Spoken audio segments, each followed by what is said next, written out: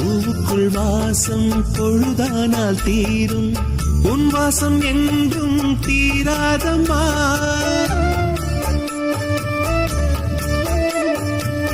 ஒளியறையாவும் சில நேரம் தூங்கும், உன் நேசம் என்றும் நீங்காதம்மா.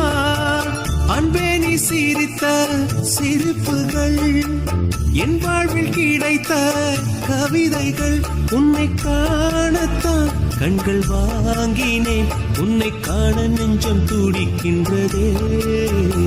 என்னை பாட வைத்த பேசும் பூவே, உன்னை எண்ணி வாழுகின்றேன்.